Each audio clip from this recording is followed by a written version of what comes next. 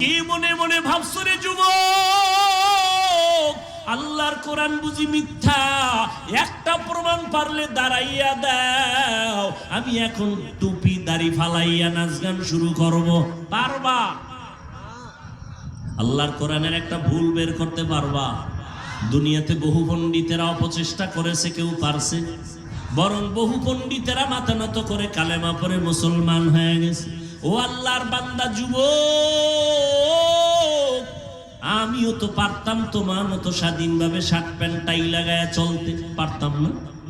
টুপি না মাথায় দিলে গরম লাগে, কম বুঝি না, তারপরও টুপি ফালাই না। দাড়িটা রাখলে যৌবনের ভাব চলে যায়, বুঝার পরও দাড়ি ফালাই না। জামাটা পরার পরে অনেক গরম লাগে, তারপরে জামা ফালাই না। কারণটা কি জানো?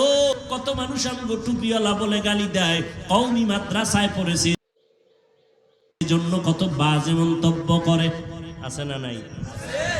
তাবলীগ করি এজন্য কত বাজে কথা বলি, পাগড়ি পরি বাজে কথা বলি, খাঁটি আল্লাহওয়ালাদের কাছে যাই বাজে কথা বলি, এরপরও কেন নামাজ ছাড়ি না, বেপরদায় চলি না, একটা গালি পর্যন্ত দেওয়ার চেষ্টা করি না। দুই একটা কথা যদি অজান্তে একটু উঁচু হয়ে যায়, এজন্য বারবার ক্ষমা চাই, মনে কষ্ট নিবেন না। মুনাজাতে আল্লাহর কাছে আবার তওবা করে ক্ষমা চাই। এরপরেও বাবা কেন নামাজ ছাড়ি না, একমাত্র কারণ আল্লাহর কোরআন তো কোনো মিথ্যা নাই। ওই কোরআনের মধ্যে জান্নাতের বয়ান আছে, জাহান্নামের বয়ান আছে। জান্নাতে কারা যাবে, জাহান্নামে কারা যাবে, আল্লাহ তাও বয়ান করেছেন, আছে না নাই? আছে। ইন্নাল আবরারা লাফি নাঈম ওয়া ইন্নাল ফুজ্জারা লাফি জাহিম। নেক আমল যারা করবে তাদের জন্য জান্নাত, যারা গুনাহ করবে তাদের জন্য জাহান্নাম। জান্নাতটা কেমন আরামের ঘর, আল্লাহ তাও বয়ান করেছেন। জাহান্নামটা কেমন ভয়ঙ্কর, আল্লাহ তাও বয়ান করেছেন।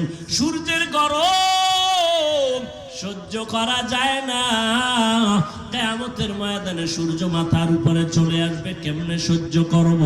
আমার মায়ার নবী যার কোনো গুনাহ নাই, ওই নবী আম্মা জান আয়েশা বলেন আমার রুমে বয়া নবী কান্না করেন। আমি আয়েশা প্রশ্ন করলাম নবী কাঁদেন কেন? রহমতের নবী বলেন আয়েশা, হাসরের ময়দানের ভয়ঙ্কর অবস্থার কথা আমার মনে পড়েছে, এই জন্য কান্না করি। আমার উম্মতের হালাত কি হবে, এই চিন্তায় কান্না শুরু করলাম। আম্মা জান বলেন কেমন হালাত হবে? নবী বলেন কিয়ামতের ময়দানে নারী পুরুষ উলঙ্গ দাঁড়াবে, সূর্য এত গরম তাপ দিবে, জমিনটা তামা হয়ে যাবে, জাহান্নামের আগুনের তাপ। অন্যদিকে আমার আল্লাহ তাআলা রাগান্বিত আওয়াজ দিবেন, লিমানিল মুলকুল ইয়াউম লিল্লাহিল ওয়াহিদিল কাহ্হার। হাসরের ময়দানটা থরথর করে কাঁপতে থাকবে, সবাই উলঙ্গ পাগলের মতো হয়ে যাবে। উম্মতেরা নবী তালাশ করবে, ঈসা নবীর কাছে যাবে, মুসা নবীর কাছে যাবে, ইব্রাহিম নবীর কাছে যাবে, মুসা নবীর কাছে যাবে, আদম নবীর কাছে যাবে। সবাই বলবে আমি পারতেছি না, নিজের চিন্তায় পেরেশান, উম্মতের চিন্তা বাদ। কান্না শুরু করবেন আদম নবী, মুসা নবী কান্না করবেন, আদম ইব্রাহিম নবী কান্না করবেন, ঈসা নবী কান্না করবেন। উম্মতের আপনি উপায় হয়ে যাবে, নবীরা নিজের চিন্তায় কাঁদবেন যে নবীদের কোনো গুনাহ নাই। শেষ পর্যন্ত উম্মতেরা আমি মুহাম্মদের তালাশ করা শুরু করবে। আম্মা জান বলেন নবী আপনাকে উম্মতেরা হাসরের ময়দানে কোথায় পাবে? আম্মা জানকে নবী বলেন আয়েশা, আল্লাহর আদালত মাকামে মাহমুদে আমি সিজদায় পড়ে কান্না করব, আল্লাহ পাক রব্বুল আলামিনকে বলবো। অন্য নবীরা কাঁদবেন, আল্লাহর কাছে বলবেন আমাকে বাঁচাও। আমি মুহাম্মদ একবারও বলবো না আমাকে বাঁচাও, আমি কান্না করে বারবার বলবো আল্লাহ আমার উম্মতেরে বাঁচাও, আমার উম্মত গুলোরে বাঁচাও।